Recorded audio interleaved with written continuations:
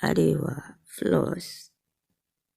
A wata majiya mai rauni ta bayyana cewa Jarumi Alinu, shugaban 'yan Kannywood, ya taunawa jaruma Hannatu Bashir asiri.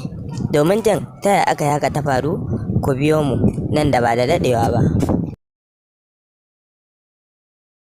Arewa Plus TV. Idan har yau ka fara zuwa gidan TV nan, ka danna mana subscribe. Kana ka danna alamar ƙararrawar sanarwa domin sani da zarar mun dora.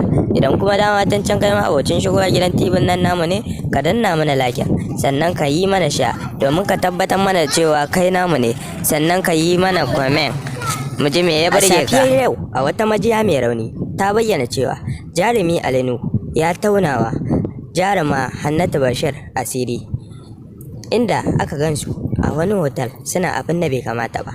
Sai dai da muka tuntuɓi Jarumi Alinu, ya bayyana cewa shi bai san taya aka haka ta fara ba. A takaice dai ba shi ya tauna mata asiri ba, idan ma ita ce. Sai dai jaruma Hannatu Bashir ta ce abin da bata aikata ba za ta ɗauka a matsayin ta aikata ba, kuma sannan ta ce ba ta so ta ga wata ma 'yan musulmai 'yan arna tana abubuwan nan, ballantana 'yan musulmai. Hakan ne tabbatar mana da cewa ba za ta iya aikata abin nan da mutane suke zargin ta ba. Shi ma Jarumi Alinu ya wanke ta, ya ce ya san halinta, ita ta fi gane ta yi alwala ta yi salati, ba abin da za ta iya dangane da wannan abin. To Jarumi Alinu dai ya wanke jaruma Hannatu Bashir, sannan ya ce ba zai iya yin wani abin ba, wai kawai dan sun yi faɗa da ita.